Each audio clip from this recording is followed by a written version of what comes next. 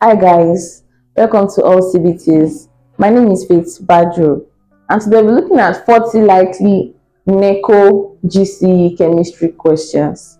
Sit back and relax. We'll be right back. Welcome.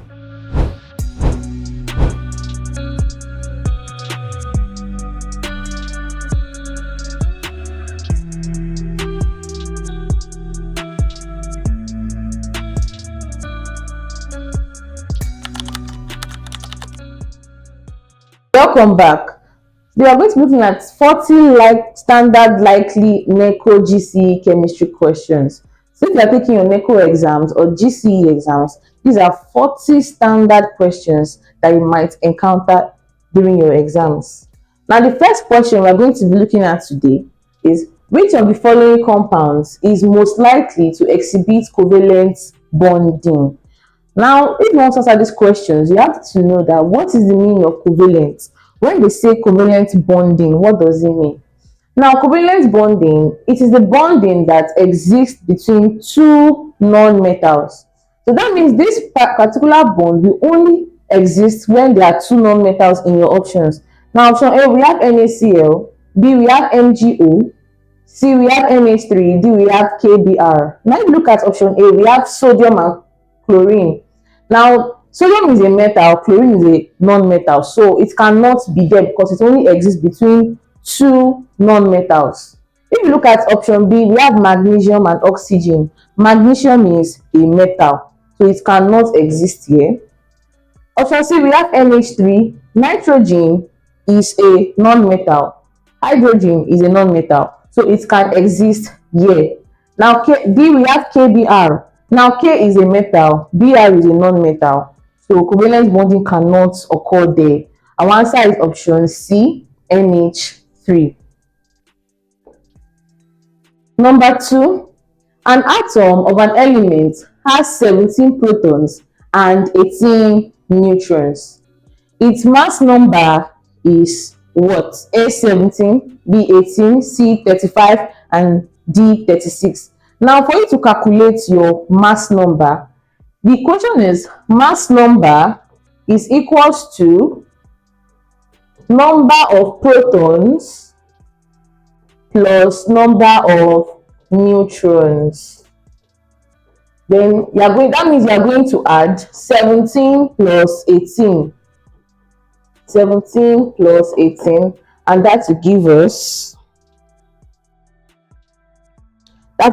35. So our answer here is 35. That's option C. Number 3, which of the following substances is used as a drying agent for ammonia gas? Now, for you to determine a compound that will be used as a drying agent, it must be deliquescent. Now, what does this deliquescent mean? Now, deliquescent compounds, these are compounds that when you expose them to the air, they absorb water to form solution. And why do we need that? Now, we said drying agents, so we want to use to dry, so they will put it in a desiccator that will look like something like this. When they put it in that desiccator, they will now put the drying agent here. They will now put what they want to dry. They will put it on top here, and they will close that particular container. So the drying agent will absorb all the moisture that it can absorb from that particular gas or whatever they are actually drying without reacting with it. That is what we call a deliquescent compound. So out of this, A, concentrated H2SO4, B, anhydrous CaCl2, D, quicklime, and D, water. The one that is used to dry a very deliquescent compound is CaO, that is quicklime, because this quicklime, it will dry it and it will form CaOH2. It's a very, very good deliquescent compound, and because of that, it's a very good drying agent. Answer is option C. Number 4, the chief constituent of natural gas is what? Natural gas.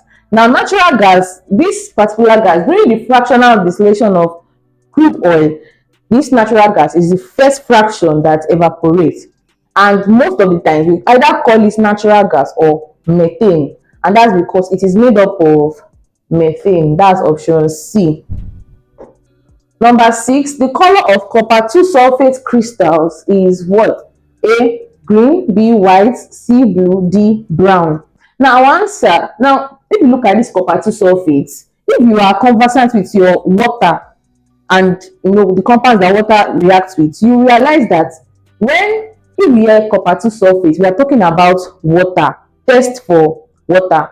Now the thing is that when you see crystals attached to this copper 2 sulfate, we are talking about it that it has water molecules inside.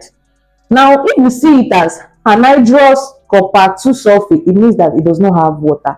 But the fact that you are seeing crystals, because copper 2 sulfate will only form crystals when there is water inside. And during the test for water, we say that when there is water, it is blue and it is copper 2 sulfate crystals. But when you heat it and water is evaporated, it will turn to white and it will become anhydrous copper 2 sulfate. So in this question, because we have crystals, we are talking about when it still have water. That means when it is still color blue. So I'll answer option C, blue. Number 6, which of the following will liberate carbon dioxide when heated? A, sodium chloride, B, calcium carbonate, C, potassium nitrate, and D, copper. Now don't forget the law of conservation of matter, that matter cannot be lost, neither can it be created, but it can be converted from one form to another. Now if you look at this particular sodium chloride, it's NaCl, and they're asking for CO2 gas. Now where do we want to see CO2 from NaCl? So you have to use this your understanding that it can never come from sodium chloride. Now you look at calcium carbonate, that is CaCO3. Now you can see that we have C here, we have O3. So this is, you don't have to cram, this is likely the answer because there is carbon here, there is oxygen here. Now you see potassium nitrate, that's KNO3. Now KNO3, there is no C here, so it cannot liberate CO2. Copper, just Cu, is not possible. So our answer is option B, calcium carbonate. Number 7, the process by which a gas changes directly to solid is called what? Now this is change of state of matter. Now let's look at this diagram. We have solid here, let's say we have liquid here, and let's say we have gas here. Now when you are changing from, now to change from solid to gas is called sublimation. Now this sublimation, it occurs, let's say you have an air freshener that is solid. So you notice that this air freshener, as time goes on, it deplenishes. So that's what happens. So it just escapes. It keeps getting smaller and smaller and smaller. That's because of the phenomenon of sublimation. Now from gas to solid, that's called deposition. Now we have from liquid to gas, it is called evaporation. And from gas to liquid back is called condensation. From liquid to solid, that can be called freezing, when you freeze your water and you turn it to ice. While solid to liquid back is melting. So these are some phenomena that we use for change of state of matter. And in this question, we are being asked the change of gas to solid, and from what we have written here, it is deposition. That's option B. Number 8, which of the following is an oxidizing agent? Now what is an oxidizing agent? This is an agent that will add oxygen. It can add oxygen and it's lost electrons. It will lose electrons. A, hydrogen, B, carbon monoxide, C, potassium permanganate, and D, carbon. Now we have two most important reducing oxidizing agents. The first one we have is K2Cr2O7. The second one is KMnO4. Now normally, when you are doing your metals and your non-metals, they will tell you that metals are naturally reducing agents, while non-metals are oxidizing agents. Now, but if you have this particular two, compounds in your question, leave all those ones alone and choose something that is related to this, because these are the two most important oxidizing agents. Now, in our option, we have potassium permanganate, and this potassium permanganate is KMNO4. So our answer is option C.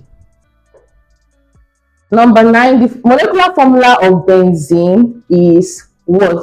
Now, the formula of benzene looks like something like this. Then it has double bonds also, or you can draw it like this.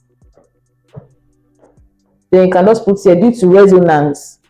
Now, this is C6H6. That's option A. Number 10, which of the following metals is extracted by electrolysis?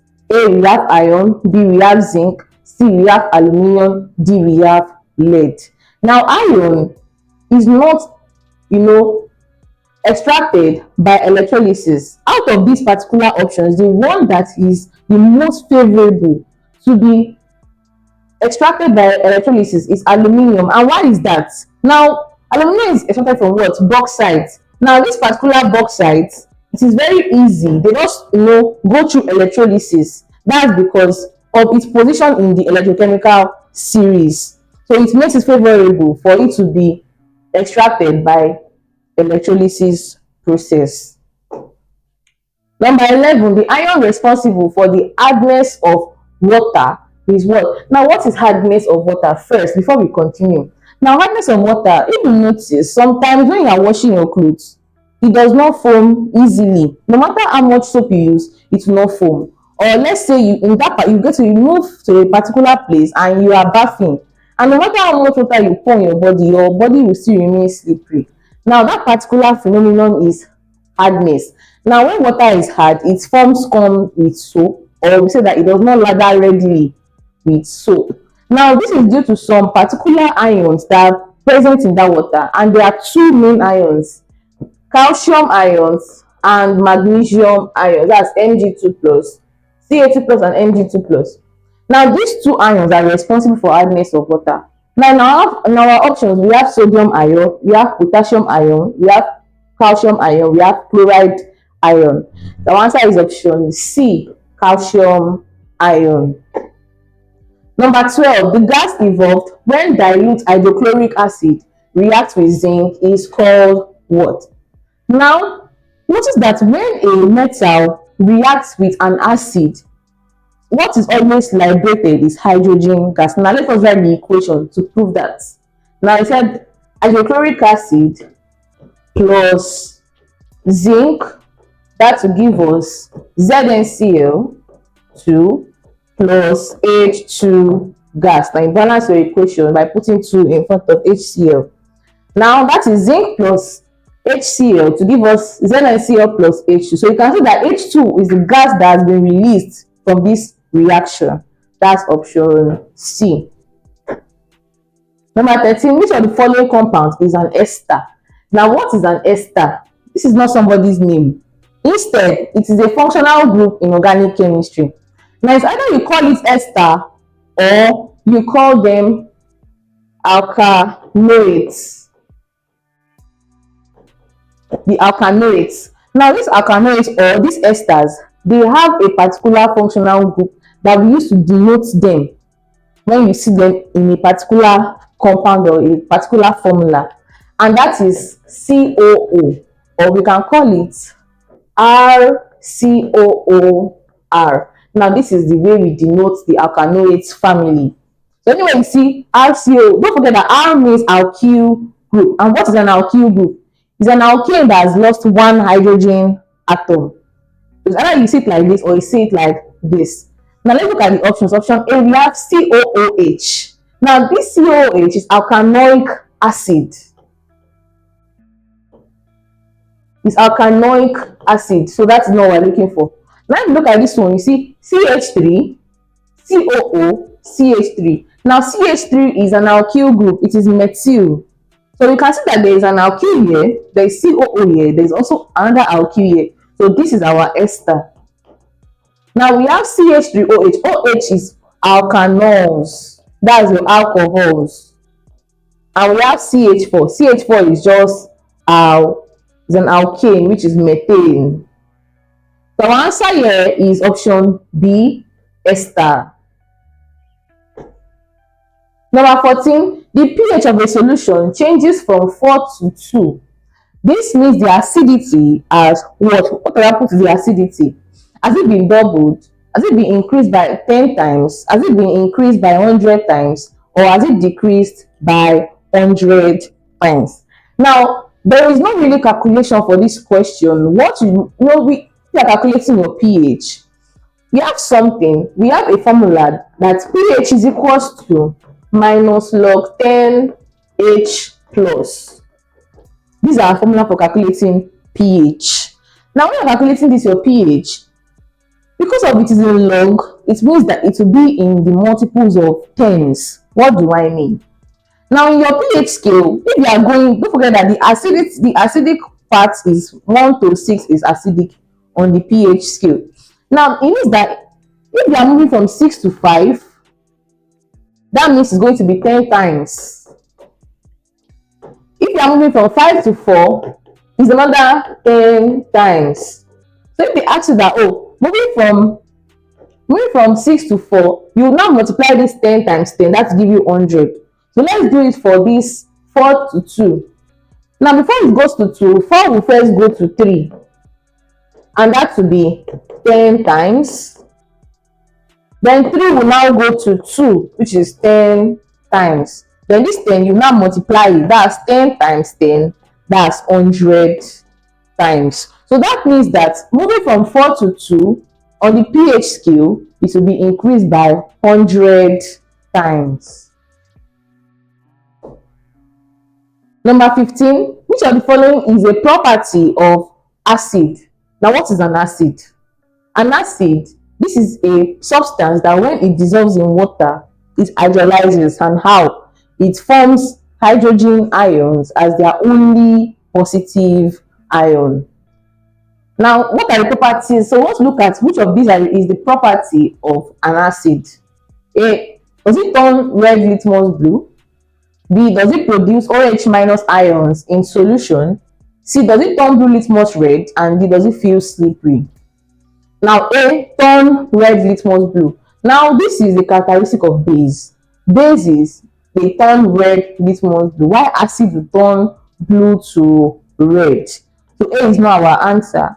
B, produce OH minus ions in solution. Acid produce H plus, not OH minus. It is bases that produce OH minus ions. So this is not our answer.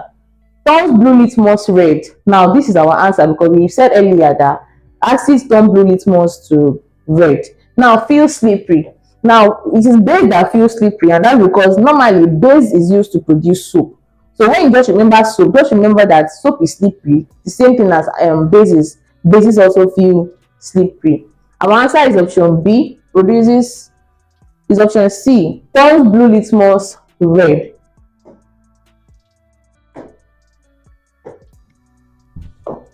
Number 16. The major products formed when ethene reacts with hydrogen is what?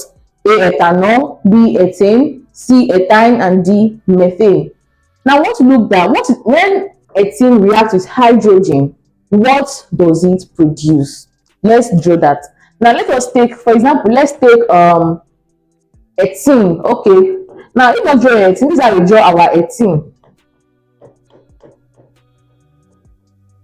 This is the structure of our ethene. Now, they will now say plus H2. Note that hydrogen is diatomic, so it always exists as H2. Now, that will give us what? Now, if you look at this particular equation very well, when an ethene or an alkene, when it reacts with hydrogen gas, what happens is that one of these bonds will clear off. Then this hydrogen gas, they will now come below it. It's now come to C, C, H, H, H, H. Now, these two hydrogen that is here, it will now come here in form of H and H. Now because that's come here, it will eliminate this double bond. And what is this compound? This is an ethane compound. So that means when an ethene reacts with hydrogen gas or hydrogen, it produces ethane. That's option B. Number 17, which of the following gases is collected by downward delivery? Downward delivery. Now, the reason why we collect gas, whether it is downward or upward delivery, it depends on if that particular gas is lighter or heavier than air. Now, gases that are lighter than air are usually collected by downward delivery. Then you see gases that are heavier than air, they are collected by the upward delivery. Then that narrows it down for you to know that, oh, this particular gas is lighter than air, this one is heavier than air. Now, in the option, we have hydrogen, ammonia, oxygen, carbon dioxide. Now, from this option alone, seeing hydrogen is the lightest gas known to man. And if you know that is the lightest gas, then you should know that your answer is hydrogen. Since it's light, it means that it will be delivered downwards. Number 18, the reagents used to test for carbon dioxide is A. Bromine water, B. Lime water, C. Acidified KMNO4, D. Universal indicator.